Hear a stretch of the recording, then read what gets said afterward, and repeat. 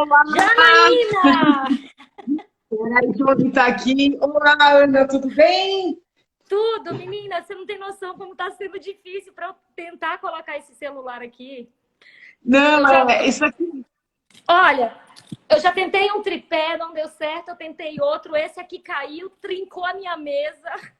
Ô, meu pai! Pus uma, bota uma pilha de livros embaixo, um livro grosso atrás, entendeu? É uma estratégia Sim. boa.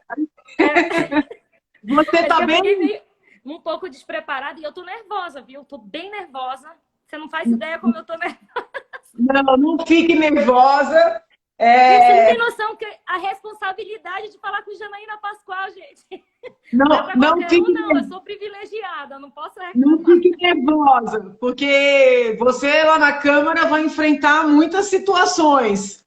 Então Eu tem sei, que já tem que ir treinando, não é? eu sei, eu sei. E olha, eu já venho me preparando para esse enfrentamento já há algum tempo.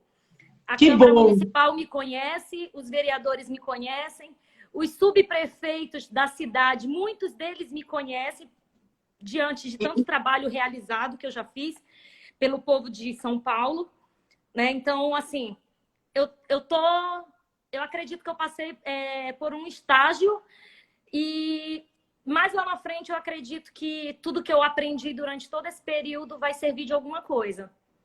Então, eu E quero agradecer as pessoas que estão entrando na live aqui. Muito obrigada pela honra, pela gentileza aí de nos ouvirem um pouco, né, Janaína?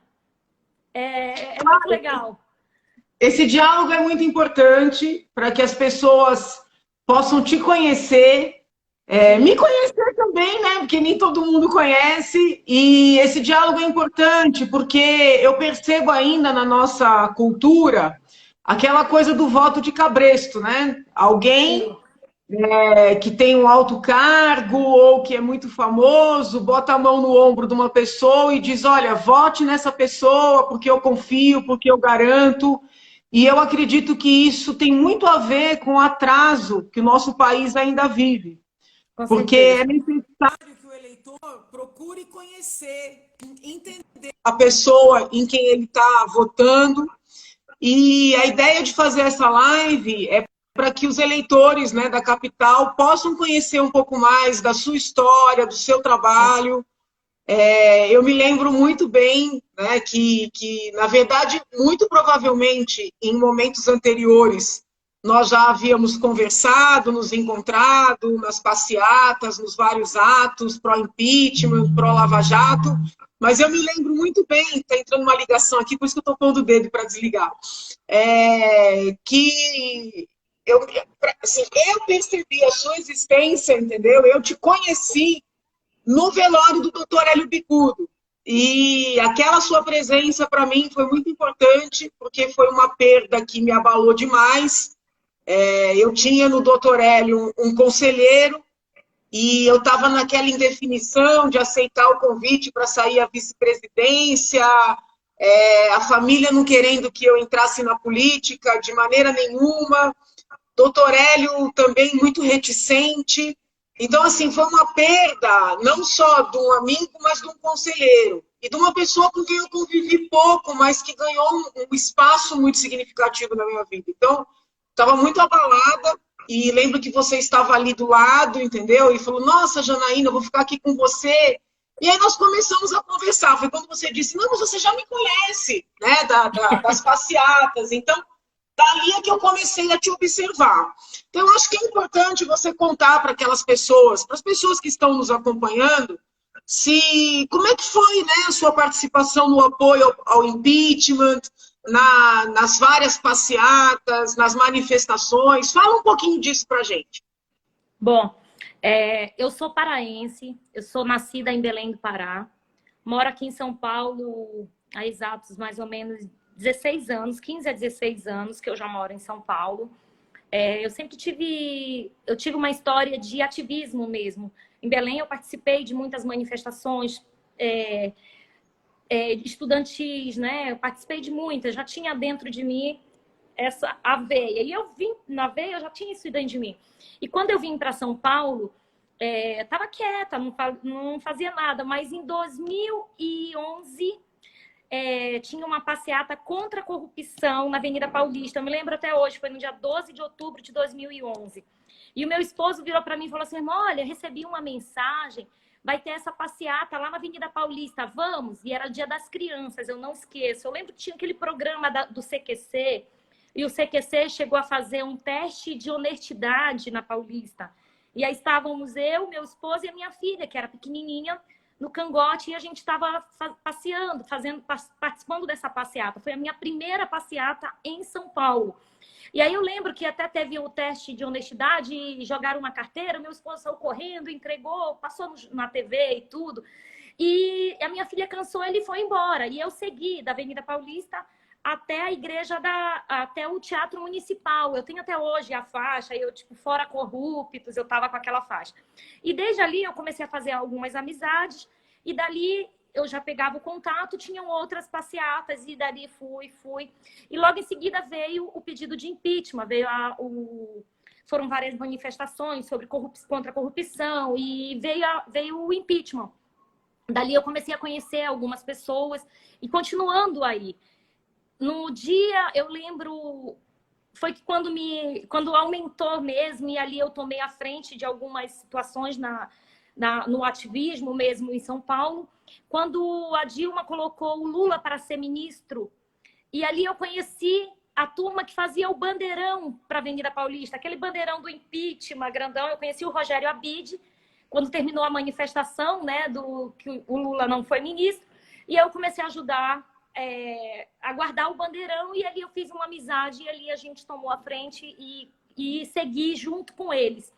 E fizemos muitas manifestações, aí passou de um tempo, houve alguns problemas no meio de grupo, de ativismo e tudo, e a gente tomou a frente, e eu comecei também a produzir os bandeirões. Eu cheguei a fazer aqueles bandeirões, Congresso Corrupto, prisão em segunda instância, vários bandeirões de apoio à Lava Jato, e aí veio a Lava Jato, e aí eu tomei a frente também de manifestação, de chegar aí para Brasília, para Curitiba, quando tinha audiência. Chamei várias manifestações, carreatas para o Lava Jato, e nisso a gente seguiu. Eu lembro que eu lembro no dia do impeachment, eu cheguei aí para Brasília, participei da manifestação, e quando tinha a votação do Senado, eu voltei para São Paulo. Quando eu cheguei aqui, aconteceu, fui para Paulista comemorar. Então, assim, eu tenho uma história no ativismo político, sou lavajatista, apoio a Operação Lava Jato de corpo e alma, não abro mão de apoiar a Lava Jato, entendo tudo o que foi, o que representou e o que representa a Lava Jato para o Brasil. Então, sou lavajatista, continuo aí na luta, né? Tá um pouco difícil a situação, mas eu acredito que o povo não pode desanimar, não pode simplesmente aceitar qualquer tipo de ataque calado, tem que ir para cima. Inclusive, já dia 18 tem uma manifestação contra todo o cenário, a indicação do Cássio aí, que a gente vê que, sinceramente, o Brasil não merece. É um cargo que não é um cargo que daqui a 2 anos a gente vai poder trocar. Então, eu acho que tem que ter muita responsabilidade, não é o que a gente esperava, não é o que eu esperei. Não fui para a rua para eleger presidente para colocar um cara desse no Supremo Tribunal Federal. Então, é isso, Janaína. Estou falando. Você acabou antecipando o tema, né? Realmente, eu ia perguntar de pandemia, mas já que você tocou no assunto do Supremo, eu entendo que nós precisamos falar um pouquinho sobre ele, sim. Sim. Eu não conheço o desembargador que foi indicado pelo presidente, confesso que nunca tinha ouvido falar no desembargador, nem no mundo, vamos dizer assim, jurídico prático, né? Nem no mundo jurídico acadêmico, porque eu participo de ambos. E, óbvio, o fato de eu não conhecê-lo não significa que ele não seja uma pessoa boa, não é isso. Mas eu fiquei surpresa. E assim que soube o nome dele, comecei a levantar os seus escritos, as suas decisões. Em termos de decisões, não há assim nada que seja impactante. Eu acho que a decisão que mais chamou atenção foi aquela em que ele, vamos dizer assim, derrubou a liminar que suspendia o edital, né, de compra de lagosta. lagostas e vinhos importados para o Supremo Tribunal Federal, o que eu considero um assinte, né, haja vista as dificuldades que o nosso povo atravessa. E então, em termos de decisão, não encontrei nada assim muito significativo. E em termos acadêmicos, como o candidato se apresenta como mestre, doutor, pós-doutor, desde o momento em que o nome dele surgiu, eu procurei os seus escritos. Não consegui achar a tese de doutoramento, nem fazendo contato com as universidades. Os trabalhos de finalização do pós-doutoramento também não consegui localizar. Isso não significa que eles não existam, mas é muito comum, quando alguém tem uma vida acadêmica, as teses estarem disponíveis nas plataformas. Eu consegui localizar a dissertação de mestrado. Li a dissertação na íntegra. Me chamou muito a atenção que um trabalho muito bem, assim, muito bem feito, muito bem escrito, mas com posições muito liberais, né? Eu tenho muita prática de leitura de trabalho, várias passagens ali me indicavam uma pessoa favorável à legalização do aborto, uma pessoa que entende, por exemplo, que pela cultura indígena, se um bebê é morto ou uma menina indígena é estuprada, isso faz parte da cultura. Não. Então, assim, os escritos dele mostram uma pessoa com uma visão, assim, muito liberal. E eu estranhei. Então, veja, o que eu fiz? Eu comecei a publicar nas minhas redes que ele era uma pessoa de pensamento incompatível com os valores que foram eleitos em 2018. Até esse momento, até 2 dias atrás, a minha preocupação era a seguinte: o presidente indicou uma pessoa que tem um currículo, mas que tem ideias incompatíveis com aquelas que foram eleitas em 2018. Ocorre que, paulatinamente, vão saindo na imprensa notícias que dão a entender que os trabalhos acadêmicos publicados em nome do indicado, na verdade, não são dele, né? Claro. E aí eu começo a entender, que aí o presidente fala, não, é mentira que ele é a favor do aborto, ele não é a favor do aborto. Aí eu falo, meu Deus do céu, se ele não é a favor do aborto e disse isso para o presidente, como é que ele escreveu isso aqui? Então, talvez, essa situação dos trabalhos não serem dele explique a divergência, entendeu? E aí a gente já sai de uma discussão de, será que ele é uma pessoa compatível com os valores que foram eleitos? E a gente entra numa outra discussão. Será que ele preenche os requisitos constitucionais? Com todo respeito, parece que não. Porque a Constituição exige elevado saber jurídico e elevada conduta moral, né? Uma pessoa que faz citações sem dar as fontes ou aceita apresentar o trabalho de outrem, total ou parcialmente, como se fosse seu, eu tenho minhas dúvidas se tem essa parte moral tão firme assim. Se essa situação se verifica justamente no trabalho jurídico dessa pessoa, será que essa pessoa tem o autoconhecimento jurídico que é necessário para ocupar um cargo no Supremo? Infelizmente, me parece que não. E, infelizmente, também parece que as autoridades competentes não estão muito preocupadas com isso, né? E essa situação, a meu ver, ela é, vamos dizer assim, o coroar, no mau sentido, da degradação em que esse país se encontra, tá? Então, eu queria até que você falasse um pouco, sem entrar em vitimização, porque eu acho que sempre que a gente vitimiza, quem perde, né, é a gente. Sim. Como é que foi a reação dos apoiadores do presidente quando você começou a questionar determinados comportamentos? Como, por exemplo, quando o presidente instituiu, né, corroborou a criação do juiz de garantia, quando o presidente começou a tirar a autonomia do ministro Moro, você se manifestou, eu também me manifestei. Como é que foi esse momento para você? O que aconteceu? Olha, Janaína, eu comecei a questionar o presidente desde o momento que ele passou a indicar o filho para embaixador. Todos que participaram da campanha, todos bolsonaristas, eles conhecem muito bem a minha história junto com o presidente da República. Eu fui uma das pessoas responsáveis, sim, por botar ele no poder. Deputados federais, estaduais, do estado que saíram do Pará, contaram sim com o meu trabalho, porque eu trabalhei muito, eu acreditava muito nesse governo, eu acreditava muito nas propostas que vinham. Eu acreditei, eu embarquei com a cara, com amor, foi amor de verdade que eu me dediquei para fazer a mudança. Eu tinha um desespero de pensar na continuação do PT no poder, e eu embarquei sim, não nego, tenho responsabilidade sim.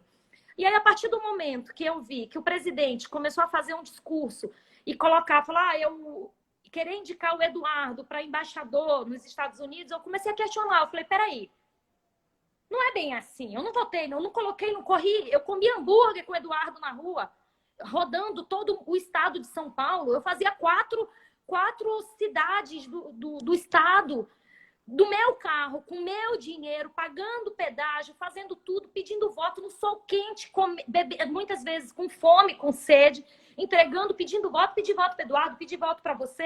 Eu acho que você lembra, na campanha, eu no interior, eu te mandava mensagem das pessoas, falavam, eu vou votar na Janaína, e aí eu te enviava. Então, assim, a partir do momento que ele foi e falava com a maior, assim, tranquilidade, aí eu comecei a questionar, falar, presidente, nós não votamos no senhor para o senhor dar cargo para o seu filho. E daí ele vai para uma live e vira na live e fala assim mesmo, eu dou filé mignon mesmo pro meu filho. E quem não gostar, não vota mais em mim. Tipo assim, tô pouco me lixando porque você pensa o que você não pensa. E a partir daí, eu comecei a fazer muito questionamento. E comecei a sofrer até a perseguições, sofri muita e sofro muitas perseguições, assassinato de reputação, que nem o PT fazia comigo. O PT não fez o que os bolsonaristas, que são fanáticos, fazem comigo hoje. Pessoas que conhecem minha índole, conhecem meu caráter, conhecem o meu trabalho, e eles simplesmente me atacam por eu discordar e eu pontuar. E eu sempre falei uma coisa, Janaína, questionar um governo, questionar um político, não é que você seja contra ele. Eu não era contra o Bolsonaro. Eu queria apontar para ele e falava, ô, presidente, não sai da linha, é aqui o caminho.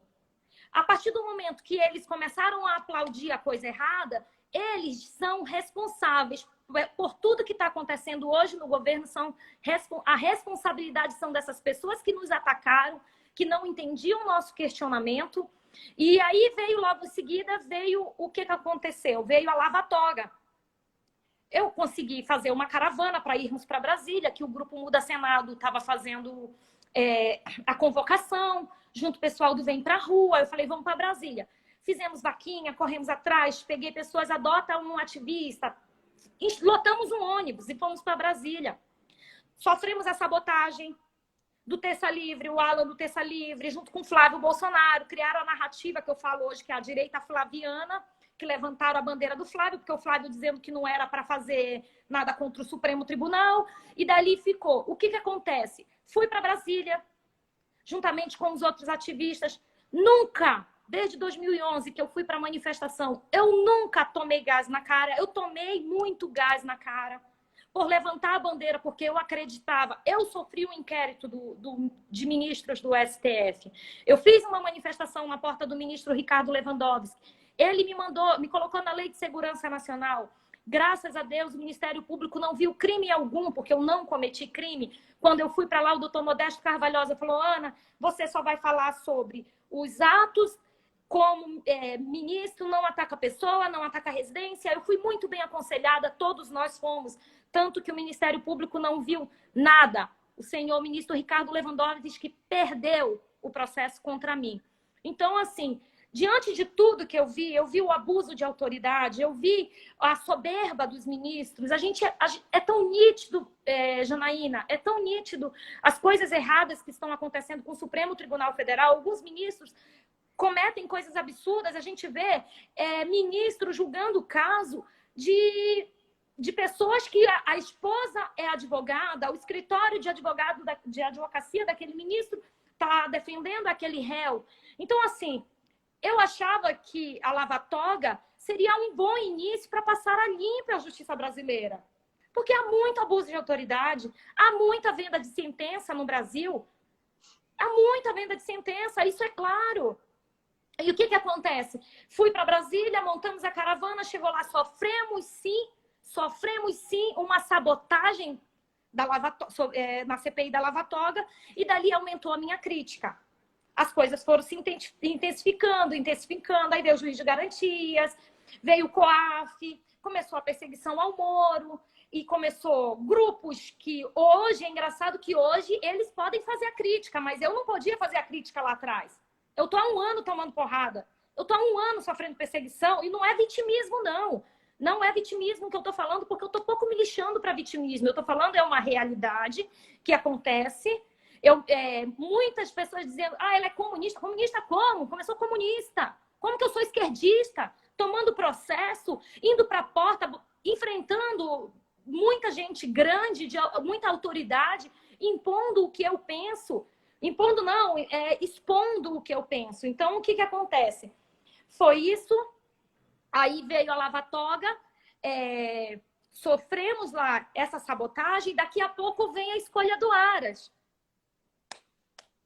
Levantamos o dia inteiro no Twitter.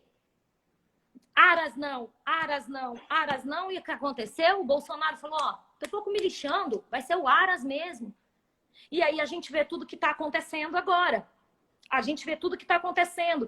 E aí o que é engraçado depois de tudo isso é ver que passou tudo, eu falei assim mesmo, eu não vou mais para cima, porque o que que acontece? A gente estava indo para trás e daqui a pouco a gente fazia protesto contra o Toffoli, por exemplo. A gente fez manifestação fora Gilmar, fora Toffoli e fora Lewandowski, para pedir o impeachment deles. Dia seguinte, o Bolsonaro vai lá para... Eu tô noivo com o Toffoli. Então, tipo assim, jogava para a galera ia contra os ministros, e daqui a pouco ele estava lá fazendo fotinho. Eu falei, opa, tem alguma coisa errada. Tem alguma coisa errada aí. E aí eu me calei. Falei, deixa seguir, porque a verdade, conhecereis a verdade, e a verdade vos libertará. A verdade me libertou. Eu não acredito mais no presidente. Cheguei a fazer um vídeo, acho que, para mim, o pontapé total foi a sacanagem que foi feita com o Moro. Coloca um Moro de traidor. Moro não é traidor. Moro é um homem íntegro, honesto. Para mim, não há nada que vá mudar. Não vá. Ali está provado, após mostrarem aqueles vídeos ali, para mim está muito bem claro. E a situação pós-saída do Moro esclareceu muito mais ainda que ele está certo. E muita gente abraçou essa narrativa de Moro traidor, e hoje os bandidos estão servindo de heróis. Você vê aí, tirar o Moro, e aí você vê lá quem está por trás. O Bolsonaro tinha um governo técnico. Puxa, quando eu vi aquele monte de ministro, poxa, Tarcísio, tava lá o astronauta. Eu falei, poxa, a gente está com um governo técnico, tem tudo para dar certo. Aí hoje você olha quem são as pessoas que estão por trás do presidente. É o Centrão. Centrão, eu fiz um bandeirão, Centrão corrupto. Eu estendi na porta do Congresso Nacional. Eu fiz um bandeirão, fui para Brasília sozinha. Eu cheguei lá, uma ativista me ajudou, que foi uma forma de protestar. E aí hoje vejo quem é que está ao lado do presidente. Os caras que eu fui para cima combater. Foram as pessoas que saquearam a nossa nação todo esse tempo, são as pessoas que estão no governo. É justo isso? Não é justo, não dá para ficar calada. Não dá para ficar calada, Janaína. Então, assim, há um preço, eu pago esse preço. Não me arrependo de pagar esse preço, porque é o seguinte, eu durmo todos os dias com a minha consciência tranquila que eu estou fazendo a coisa certa, e fazer a coisa certa todo tempo tem preço. Não são muitos. Dar a cara a tapa, como muitas vezes eu e você e muitas outras pessoas que eu conheço fazem, não é para qualquer um. Não é para qualquer um. Mas eu estou indo pagar esse preço. Tem uma característica no seu perfil que me atrai, porque além dessa independência, dessa clareza de raciocínio, dessa honestidade na forma de manifestação, da preocupação com a situação política, você traz uma preocupação social muito forte. Porque, assim, eu sou muito observadora e é muito comum encontrar pessoas que se preocupam com as questões políticas e são ativistas e se manifestam, mas é muito raro e também é comum encontrar outras pessoas que se mobilizam em termos de solidariedade, né? Que vão buscar quem precisa, fazem campanhas, mas é muito raro encontrar essas duas características na mesma pessoa. E chamou muito a minha atenção, né, durante a pandemia, principalmente quando eu estava internada, né? Ninguém sabia que eu estava internada, porque eu segui votando no hospital e falando nas redes e tal, mas quando eu estava internada, acompanhando muitas ações na ponta, né, de ativistas no país inteiro, atendendo a população na ponta, me chamou muito a atenção a sua atuação, porque ainda eu fui uma das primeiras a adoecer, então ainda era um momento de muita indefinição, né, muito medo. Todos nós achávamos que a doença era grave, é grave, mas assim, naquele momento, o medo era muito maior. Nós não sabíamos, né, qual era o grau de potencial de contaminação. E eu, em contato com você, e você visitando comunidades, levando alimentos, preparando comida você própria para poder distribuir. Então, eu queria que você falasse um pouco, né? Você contou um pouco da sua história no ativismo político. Eu queria ouvir um pouco da sua história nesse ativismo social, né? Se você puder dividir com a gente. Claro. O ativismo social, para mim, eu já trago ele há tempos. Quando eu morava em Belém, eu trabalhei em um projeto social chamado Sementes do Amanhã. Esse projeto Sementes do Amanhã, ele cuidava de crianças, filhas de catadores de lixo do aterro sanitário da cidade de Belém. Nós resgatamos as crianças que trabalhavam dentro do lixão, viviam do lixo, porque os pais não tinham aonde deixar e levavam justamente para esse projeto Sementes do Amanhã. Eu trabalhei durante um período nesse projeto, trabalhei duro e firme, vivenciei a realidade. Eu precisei entrar num aterro sanitário para entender toda a realidade daquelas crianças, porque o cenário que eu via era de crianças extremamente carinhosas, que se grudavam em mim, não me largavam, e de crianças totalmente agressivas. Então, eu precisei entrar no aterro sanitário, conhecer a realidade da família, andar onde eles moravam, e dali essa chama acendeu dentro de mim. Meus pais, eu sou criada, nascida no lar evangélico, minha mãe é pastora, meu pai era missionário, meu pai já não está mais aqui. E os meus pais sempre tiveram isso lá no Pará, de ajudar as pessoas. A nossa casa sempre foi a casa de abrigo, a casa de acolhimento, de amor e tudo. Sendo de palavras, sendo de uma ajuda. E nós éramos muito humildes, mas mesmo assim a gente desempenhava essa função. Depois de vir para cá, para São Paulo, a minha família tem igrejas aqui na Casa Verde. A minha irmã desenvolveu um projeto chamado Bíblia na Mão e Arma no Chão. E esse projeto, minha irmã faz o trabalho de entrar na Cracolândia, junto com a minha mãe é idosa, minha família inteira, e levar alimento, levar roupa, levar a palavra, levar violão, canta para eles, evangeliza. A gente já resgatou várias pessoas das ruas e levou para clínicas de tratamento de pastores, de pessoas amigas. Então, eu sempre tive essa chama dentro de mim. Quando começou, ano passado, a gente sempre fazia as ações todas as sextas-feiras, de andar pela cidade. Veio a pandemia, aí a gente viu a necessidade de ajudar. Muita gente se recolheu, eu fiquei muito assustada, assim, só que dentro de mim era muito maior a preocupação de saber que tinham pessoas nas ruas com fome, pessoas que não poderiam sair de dentro das suas casas, que não teriam como. Fechou bar, fechou restaurante, fechou lanchonete, fechou tudo. E aí eu ficava pensando como essas pessoas vão se alimentar. E aí, juntamente, tanto com a igreja, a gente começou a fazer algumas ações, minha mãe idosa, e eu comecei a arrecadar alimentos, fiz campanha de alimento, o pessoal da Polícia Federal ajudou, doou cestas básicas, a minha irmã fazia comida, marmita, e aí eu tranquei minha mãe dentro da minha casa, porque a minha mãe era idosa, de risco, né? Tranquei minha mãe dentro de casa. E a gente tomou a posição. juntamente com alguns amigos, a gente pegou uma estratégia, a gente ia para a porta do Bom Prato, a gente fazia vaquinha entre nós íamos por parte do Bom Prato, para frente, tinha aquela fileira, a gente pagava a refeição para as pessoas que estavam lá e pegava o excedente do dia e entrava nas comunidades. E dali foi criando, foi surgindo, e a Isa Mansur, eu acho que você conhece, tinha um amigo dela em comum que estava fazendo marmitas e ajudando, ele usou o buffet dele para fazer as marmitas, e a gente chegou numa reunião, conversou com ele e nós nos unimos. E ao invés, ele estava fazendo 300 marmitas por dia. E aí a gente, pedindo ajuda de um para o outro, o pessoal do Vem Pra Rua também, a Simone, o Renato Sela, a gente se uniu, falando com eles lá, e aí, a partir da nossa união nesse buffet, de 300 marmitas, no segundo dia já foi para 600 marmitas, e de 600 marmitas ela já foi para 1.000, e a coisa foi subindo. E o que acontecia?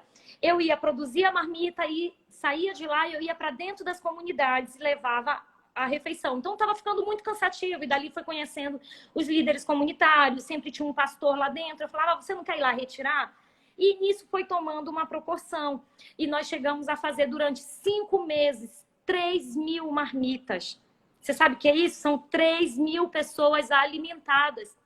Nós fizemos esse trabalho durante esse período inteiro da pandemia. Surgiu o projeto Unidos do Bem, né? Que eu acho que muitas pessoas podem acompanhar nas redes sociais o projeto. Eu me afastei por conta da campanha eleitoral, porque não tem vínculo político com nada, é um projeto sem vínculos políticos, então, por respeito a eles, a respeito de toda a história, né? Que eles cresceram,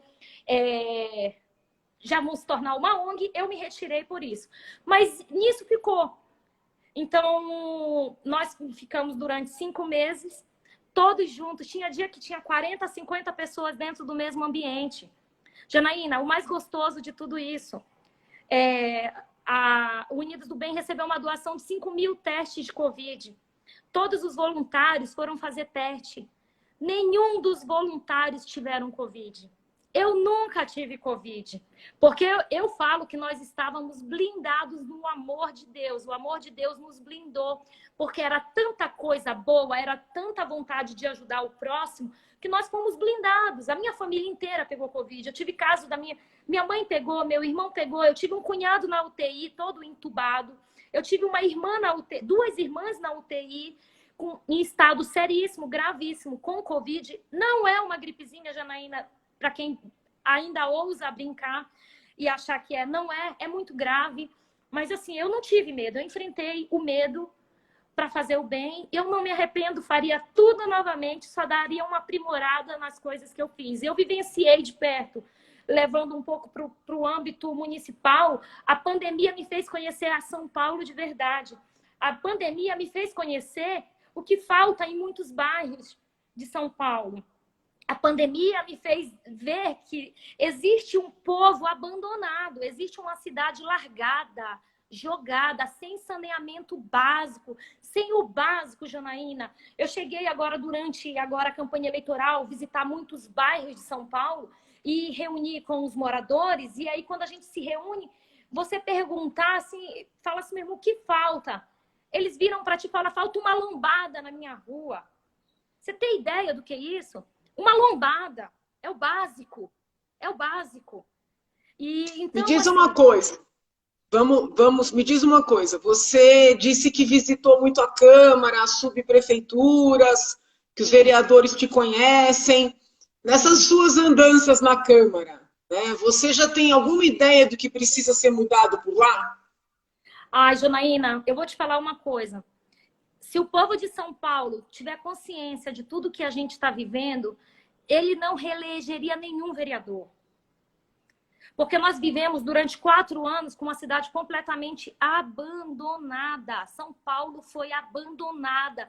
Esses vereadores que estavam lá na Câmara Municipal nada fizeram pelo povo. Nada. A cidade, nós tivemos viadutos caindo, nós tivemos cidade por todo lado era buraco. Para quem acompanha um pouco da minha trajetória, na porta da minha casa tinha uma cratera. E a gente aqui, os moradores, todos nós, a gente falava, nossa, ninguém arruma. E fazia protocolo na subprefeitura, abria no aplicativo 156, e aí eles nada faziam. Eles me mandavam pedido indeferido, buraco não localizado. Até que um dia eu me deparei com uma freada muito forte e que eu olhei eu moro no andar alto. Quando eu olhei, era uma van escolar cheia de criança com um carro quase se chocando. Foi uma freada muito, criança pulou para cima. Eu falei, não, peraí, eu vou dar um jeito nisso. Foi aí que eu eu tinha vindo de um congresso anticorrupção e eu ouvi um promotor falando assim mesmo, que o povo ele tinha que parar de reclamar e que ele deveria transformar a sua indignação em ação. E aquilo me marcou demais. Eu falei, opa, peraí, aquilo veio na minha cabeça, transforma a tua indignação em ação. E eu desci, peguei um cartaz, olhei, tinha um carroceiro, ele tinha um cone enorme, eu botei no buraco, coloquei cidade abandonada e comecei a denunciar e ligar na subprefeitura. Vocês vêm aqui tapar esse buraco, ou amanhã eu vou fechar essa rua, eu vou chamar a imprensa e vocês vão ter que resolver. Sinceramente, 24 horas depois o buraco estava tapado. Eu vi que a coisa deu certo. E aí, no dia 1º de maio de 2019, tem uma rua aqui no Dia do Trabalhador, eu e mais umas amigas, vamos fazer o seguinte, já que a prefeitura ela não enxerga, vamos desenhar os buracos. E eu comecei a pintar os buracos da cidade toda. Para quem viu, chegou a passar no SPTV os buracos pintados e apontados ali, abandono, Cidade das Covas. E aí eu comecei, aí a TV veio cobrir os meus protestos. Nesse protesto todo foram 27 ruas consertadas. Foram 27 ruas, mas eu não só pintava. Era o seguinte, eu ia para a pintura a partir do momento que eles não atendiam o meu pedido, porque eu protocolava, ia até a subprefeitura, fazia o ofício, falava, olha, eu quero que arrume essa rua. Chegava o prazo, eles não cumpriam, eu ia lá. Nisso eu consegui arrumar, e eu comecei... Aí começou muita gente me chamar, olha, aqui na freguesia do Ó tem um buraco não sei o quê, aqui no Jardim Ângela tem um buraco aqui. E aí eu saía da minha casa, ia até o Jardim Ângela, fotografava, fazia o ofício e ia na subprefeitura da cidade de Ademar. Aí eu comecei a cobrar os corredores de ônibus, que também eles não faziam nada. O secretário de transporte nada fazia. Então, dali começou. E aí, o que eu percebi? Eu reparo isso também na sua atuação. Você se envolve com vários assuntos ao mesmo tempo. É claro que são assuntos que incomodam a população. Mas talvez como vereadora, você vai ter que eleger prioridades. Você já tem clareza de quais serão as suas prioridades? Tenho sim. A zeladoria é uma das coisas, a moralidade pública é uma também. Então, assim, zeladoria, eu vejo que a cidade está largada. É muito complicado todo o contexto da cidade, de você analisar. No dia que eu fui para a reunião com você, eu até estava falando, Janaína, eu estava tão segura, porque eu tinha que te apresentar projetos. Mas, assim, se você pegar os problemas, se você consegue entrar lá e já começar a resolver problemas tão pequenos, que falta boa vontade. Janaína, eu fiz abaixo-assinado para recapeamento de vias aqui. Foi tudo aprovado. Eu atuo no meu bairro, eu atuo na cidade de São Paulo. Eu fiz abaixo-assinado, foi aprovado na prefeitura, na subprefeitura, na Secretaria de Transporte. Até hoje não veio recapeamento, não veio nada. Há muitas coisas que acontecem na cidade que os vereadores não estão nem aí. O prefeito faz o que ele quer. Outra coisa muito importante, Janaína, que o metrô de São Paulo, ele acha que ele manda na cidade. Eu estou vivendo um problema, eu acho que você fez ainda uma divulgação, você entrou com requerimento. O metrô de São Paulo simplesmente vai destruir uma reserva ambiental no Tatuapé, o Complexo da Rapadura. São 355 árvores. Não é o caso que eu mandei o ofício? É o caso que eu oficiei, não é isso?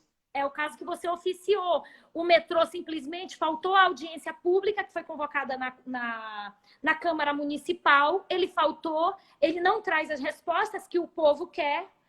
Não tem resposta, tá lá. Eles já estão mapeando as árvores para serem derrubadas, sendo que não é contra o metrô, Janaína. Não é nada contra o metrô. A estação do metrô vai ficar bem distante do lugar que ele quer fazer. Ele quer destruir toda uma área de reserva ambiental, de lazer da população para construir um estacionamento. Eu vi. Por isso, Isso é um quando você absurdo. mandou as fotos e eu conversei com outras pessoas, eu fiz o ofício. Pelo que eu sei, eles suspenderam essa derrubada por hora, mas eu Tá? ainda não tenho uma resposta definitiva. Eu vou cobrar. Eu vou Eles não cobrar. dão. Eles não dão, eles estão fugindo. Nós teremos dia 18 também uma manifestação lá no bairro. A gente já está fazendo a convocação para irmos para cima disso.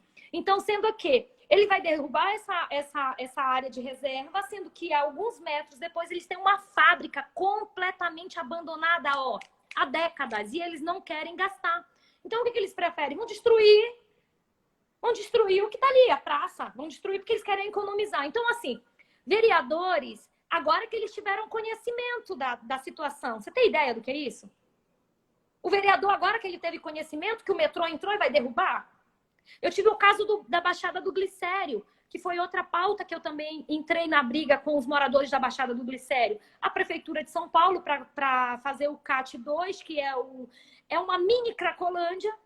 O Bruno Covas precisava liberar a área da Cracolândia por causa do mercado imobiliário lá, que está tendo uma briga. Ele simplesmente pegou uma praça na Baixada do Glicério, na porta de uma escola e de uma creche, para fazer a nova Cracolândia. Não avisou a população não foi ouvida, não teve reunião, simplesmente ele chegou com os carros e derrubou tudo.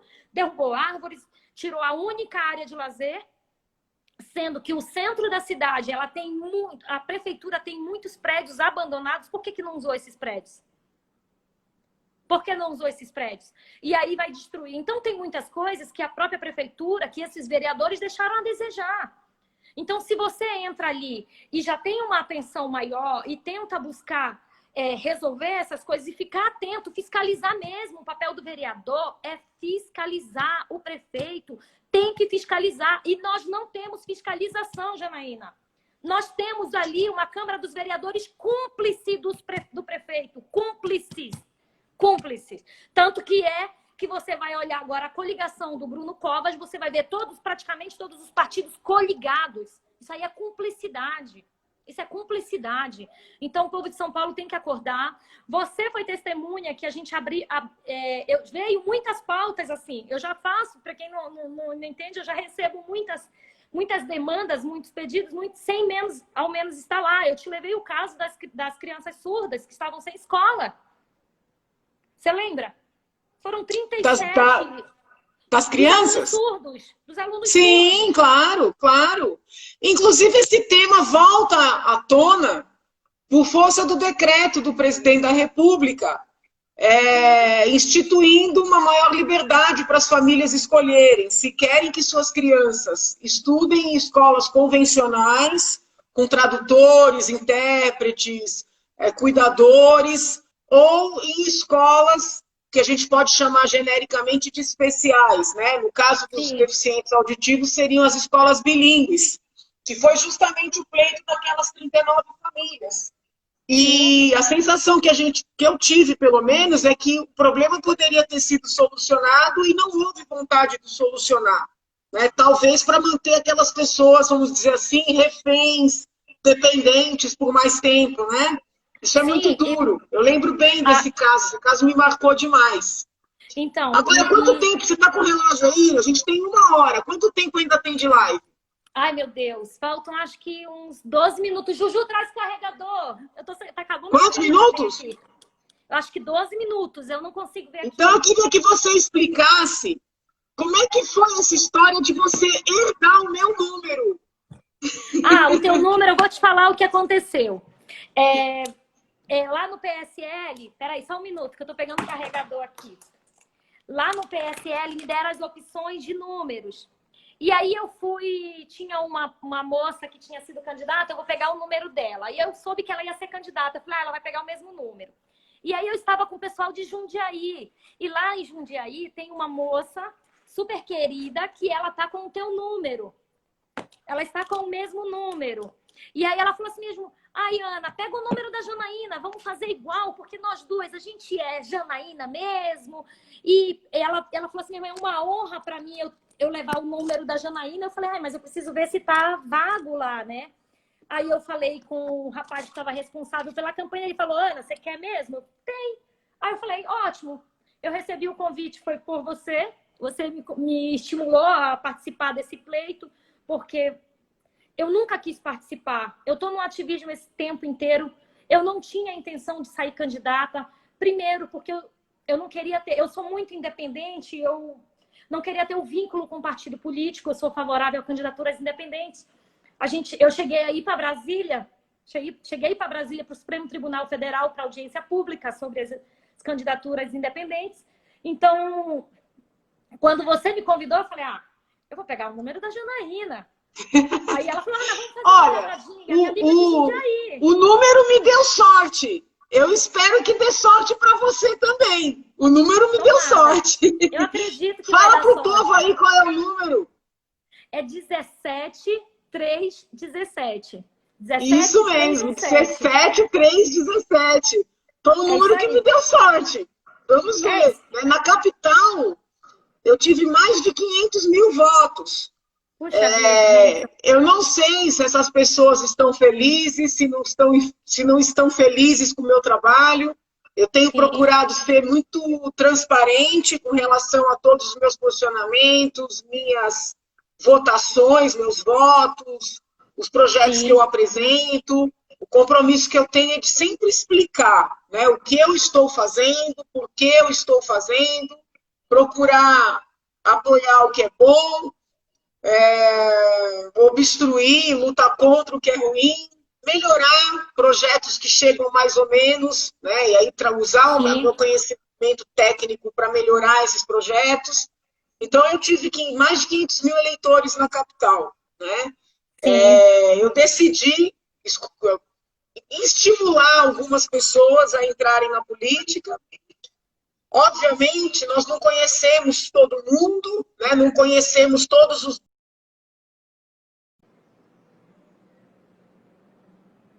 candidatos, mas procurando observar. Eu acho que está caindo as pessoas ao longo do tempo. O teu trabalho me chamou a atenção, né? A tua garra, o teu amor. Então, eu fico muito honrada que você tenha herdado meu número. Vou apertar o número de novo, agora em novembro. Né? Vou apertar meu número lá de novo, em novembro. Quero muito te ver eleita. Né? Quero acompanhar teu trabalho como vereadora. Né? Vou elogiar o que for bom, vou criticar o que for ruim. Não estranhe se eu baixar lá. Não tem problema. E é isso. Eu queria que você, nesses minutos, para encerrar o nosso diálogo, que você conversasse com o eleitor, que você se comprometesse, né? O que você quer para São Paulo, o que você quer fazer como vereadora. Conversa aí com o povo que vai ter que decidir em quem votar. Janaína, só para deixar claro para os meus seguidores, eu eu vou manter a minha coerência diante de tudo que eu preguei no ativismo político. Um dos meus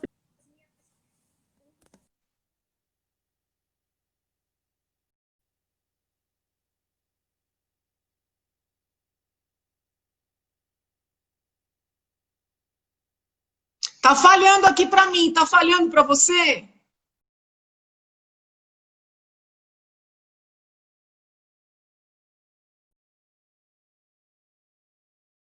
Indo a live. Melhorou. É o sinal aqui. Melhorou. Então, eu abri mão do fundo eleitoral, foi um dos meus primeiros compromissos com o povo de São Paulo.